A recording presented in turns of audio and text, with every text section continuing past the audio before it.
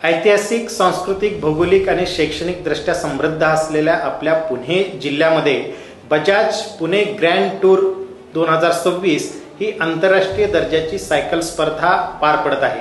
दिनांक 4 स्टेजेसमध्ये चालणाऱ्या या स्पर्धेचे मार्ग आणि वळवण्यात आलेले मार्ग याची सविस्तर माहिती आपण पुढे पाहू। Bajaj Pune grand tour cycle स्पर्धा स्टेज 2 ही बोबदेव माची हॉटेल बोबदेव घाट या ठिकाणी पुणे ग्रामीणच्या हद्दीत येत आहे।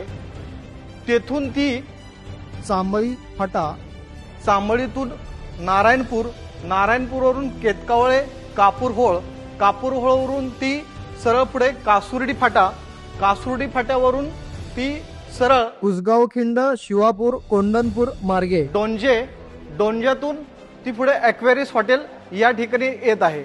सदरचा हा लाल कलरचा जो रूट दाखवण्यात आलेला आहे तो रूट नागरिकांसाठी सकाळी 8 ते संध्याकाळी 6 वाजेपर्यंत पूर्णतः बंद राहील।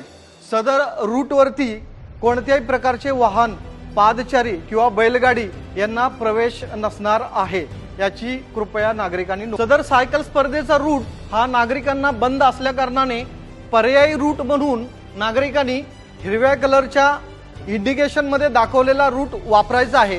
रिंग रोड म्हणून पुणे सिटीतून सासवड मार्गे येणारी वाहतूक दिवे घाटातून सासवड मध्ये येईल, सासवडवरून ती वाहतूक वीर फाटा मार्गे परिंचे मध्ये जाईल, परिंचेवरून वीर मध्ये येईल, वीर मधून न्हावी मार्गे तोंडल मार्गे सदरची वाहतूक ही सारोळा या ठिकाणी एक्सप्रेस हायवेला जॉईन होईल।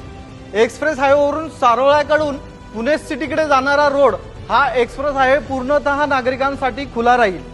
त्याचबरोबर सदरची स्पर्धा ही कापूरहोळ या ठिकाणी ब्रिज खालून जात असल्याने सदरचा रोड हा चालू राहणार आहे, याची नोंद नागरिकांनी घ्यायची आहे।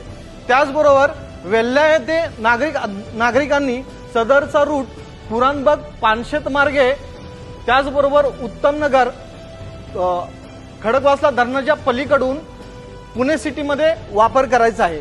त्याचबरोबर सारोळा येथून भोर मार्गे जाणारी वाहतूक किंवा भोरवरून सारोळा येथे येणारी वाहतूक ही भोर मार्गे विंग, शिंदेवाडी अशी चालू राहील।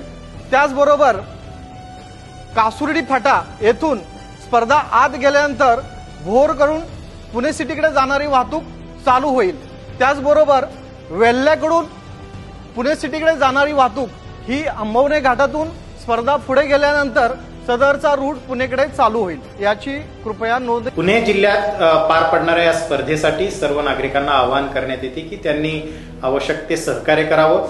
आपणास काही अडचणी आल्यास सोबत दिलेल्या टोल फ्री क्रमांकावर आणि संपर्क क्रमांकावर आपण संपर्क साधू शकता। आपले काही सुझाव आणि सूचना असल्यास ते आम्हाला सोशल मीडियावर सुद्धा आमच्या शेअर करू शकता। धन्यवाद।